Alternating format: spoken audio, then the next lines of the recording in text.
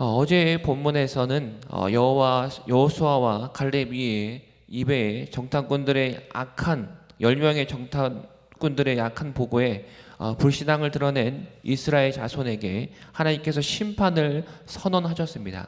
악한 말을 보고했던 그 정탐꾼들은 즉각적인 죽음이 임했고, 또한 불평하며 불신앙을 드러냈던 그런 이스라엘 백성들은 약속의 땅인 가나안 땅으로 들어가지 못하게 됨을 말씀하시고 선언하십니다. 그런데 오늘 본문 15장에서는 갑자기 그 일 이후에 가나안 땅에 들어가서 지킬 제도를 추가적으로 설명을 하고 있습니다. 오늘 본문에서 하나님은 어떤 분이십니까? 하나님은 말씀하신 약속을 번복하지 않으시는 분이십니다. 하나님은 말씀하신 약속을 번복하지 않으시는 분이십니다. 18절 말씀을 제가 읽겠습니다. 이스라엘 자손아 말하여 이르라 너희는 내가 인도하는 땅에 들어가거든 이라고 말씀합니다. 18절 하반부 오늘 방금 제가 읽은 말씀에서 내가 인도하는 땅에 들어가거든 이라고 말씀하십니다. 2절의 말씀에서도 내가 주어 살게 할 땅으로 들어가서 라고 말씀하고 계십니다. 이스라엘 백성들은 거듭 반복해서 하나님을 신뢰하지 않았고, 또한 그분께 순종하지 않았음을 우리가 이전의 말씀을 통해서 알 수 있습니다.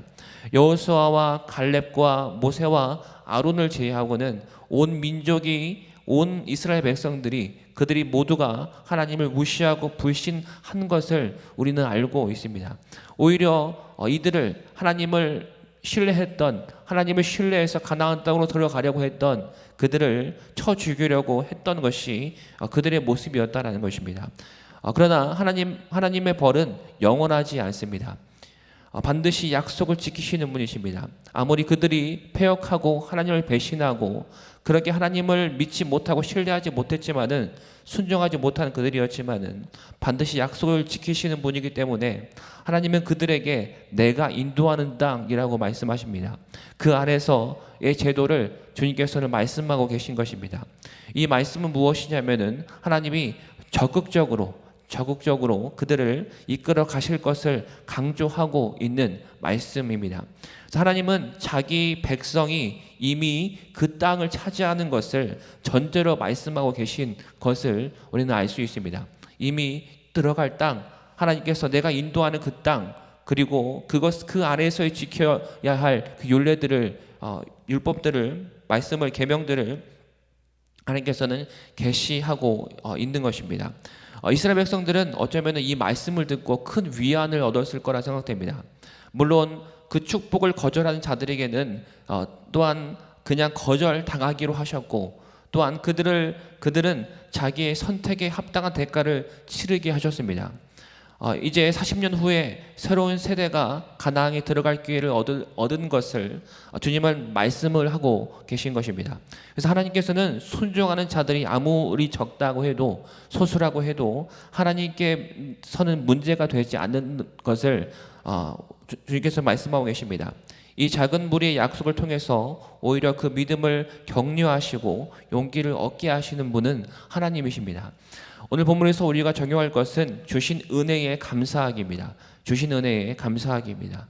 오늘 본문에서 이스라엘이 드릴 화제, 불로 태워드리는 제사, 이것을 즉 번제와 희생제를 어떻게 드려야 하고, 또한 그와 함께 드려야 하는 소제와 전제를 드리는 법도를 오늘 말씀에서 소개를 하고 있습니다. 이스라엘은 세 가지의 경우 화제를 드렸습니다. 서원을 이행할 때와 또한 자원하여 낙헌제를 드릴 때, 낙헌제라는 것은 자발적이고 즐거운 마음으로 하나님께 드리는 예물을 드리는 제사를 이야기합니다. 그리고 마지막으로 화제를 드릴 때, 마지막으로 절기의 제사를 드릴 때 화제를 드렸습니다. 하지만 모든 제사의 목적은 하나였습니다. 오늘 모든 화제는 3절과 7절의 말씀처럼 여호와께 향기롭게 하기 위해 드렸다라고 말씀하고 있습니다. 세번역 성경에는 주를 기쁘게 하는 향기를 드리라 라고 말씀합니다. 제물과 함께 소제와 전제를 드릴 때에 희생 제물의 등급에 비례해서 소제와 전제 양도 많아지고 있고, 또한 짐승의 수요가 많아질수록 곁들이는 즉 곡식과 기름과 포도주의 양도 또한 많아져야 했습니다. 오늘 우리가 알아야 할 것은 무엇보다 어떠한 이런 제사의 법도도 중요하겠지만은 가장 중요한 것은 제사라는 것은 예배는 구원을 받기 위한 조건이 아니라 구원의 은혜에 대한 반응이라는 것을 우리가 알아야 한다라는 것입니다. 값없이 주신 은혜에 반응하는 것은 당연한 일이지만은 어쩌면 우리의 삶 가운데에 그렇게 나아가지 못하는 것이 우리의 모습일 수 있다라는 것입니다. 예배자의 삶은 무엇입니까? 예배자의 삶은 반드시 예배자로서의 삶은 하나님과의 사귐이 있어야 하는 것입니다. 그분과 늘 교제하는 삶이 진정한 예배자의 삶인 줄 믿는 저와 여러분 되시기를 간절히 소망합니다. 은혜에 대한 각성과 감사가 예배의 전제 조건입니다.